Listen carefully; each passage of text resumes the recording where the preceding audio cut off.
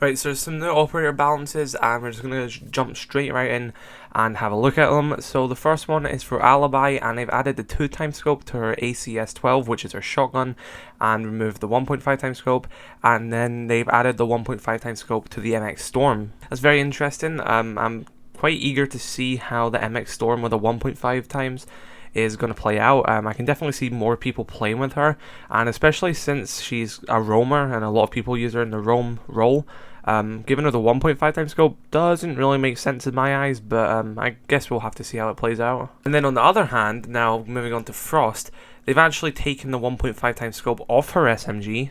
I mean, I guess it kind of makes sense because they've done this because she has the highest wind delta out of any defender, and they're doing it so she can't really just hold long angles on sight.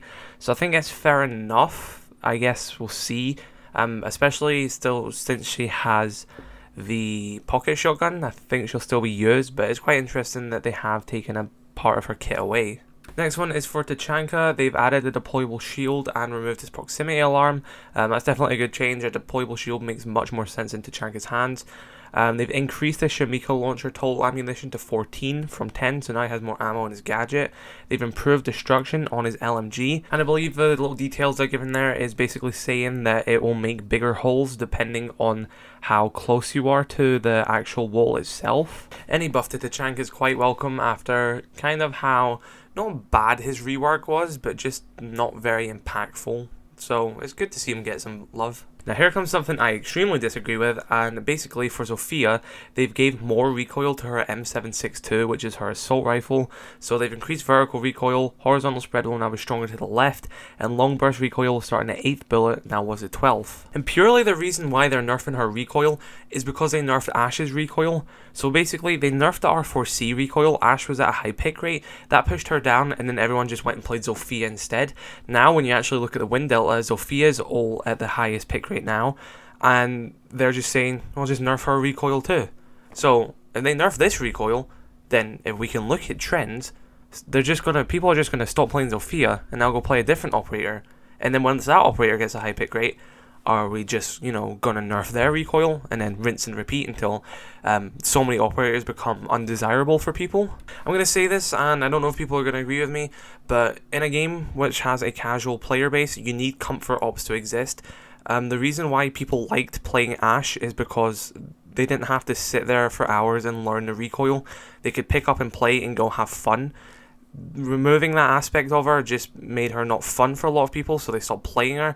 Now they're going to be doing that to Sofia, and look, I get it, in the higher ranks you want there to be more skill between recoil and stuff like that, but when people play this game a few hours a week and they just want to go on and have fun, you need to have those operators there for them to have fun with.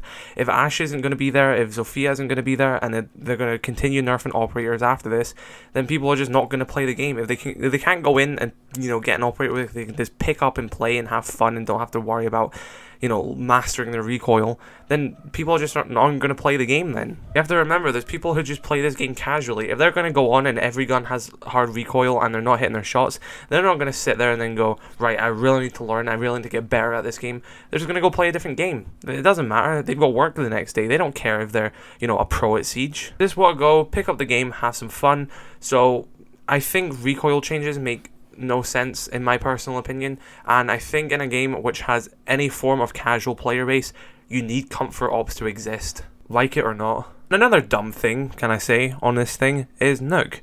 Following experimentation on the test server, we've decided the decision to put Nook's balancing rework on hold. So that Nook sort of buff where it actually makes her a useful operator has now been put on hold. So it's 6 months ago now, I believe, it was put on test server and never added to live build, and now they're putting it on hold.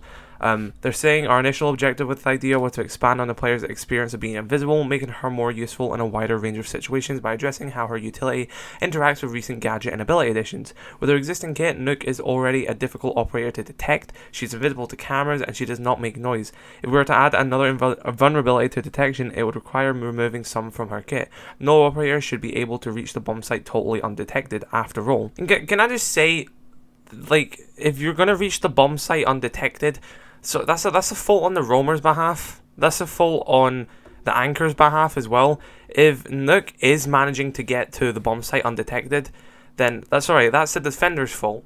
She isn't immune to lesion traps. Like, there's never been a situation where I've been playing as a defender and Nook's managed to get all her way into sight without setting off a trap or someone seeing her or anything happen. That's just never happened when I've been playing against a Nook. Maybe I'm in the minority here and this happens all the time, and apparently Nook is like this master and she's getting in sight all the time and no one's knowing.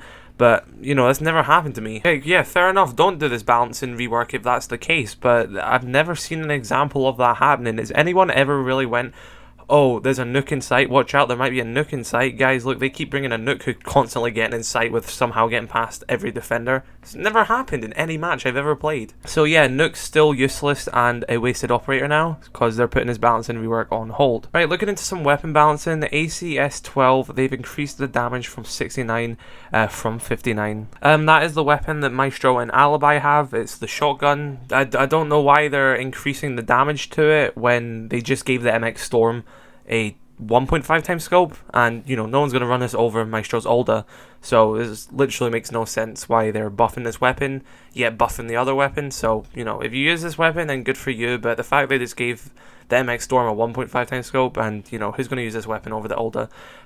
Okay, this is a pretty pointless balance, I guess. And then the final weapon change is for the TCSG-12, which is the shotgun which Goyo and Cade has, and they've increased the damage to 63, down from 57. That's just because no one uses this weapon either, because it used to be good, they gave it more recoil, they made it weaker, and then people just went, okay, it's not worth using it. Do I think more people use the TCSG now? Probably not. The Vector's too good on Goyo still, and Cade has a 1.5 times scope on his AUG, and it's a great weapon. So yeah, no one's really going to use the TCSG-12 after this, I still don't think. But I can be proven wrong with all these changes, this is just my opinion. Let me know what you think about these changes. I think, for the most part, a lot of these don't make sense. I think the Alibi one makes 0 sense. Don't know why they're giving the 1.5 times on the MX Storm. I think the Frost one is, I guess that makes sense, removing the 1.5 times scope. I think the Tachanka buff's alright. I think that makes sense. I think the Sofia change makes 0 sense. I think the Nook change makes 0 sense. And I think these buffing these weapons is a bit futile, but I guess it's nice to have weaker weapons buffed anyway. Anyway, let me know your thoughts on it, and I shall catch you later. Peace.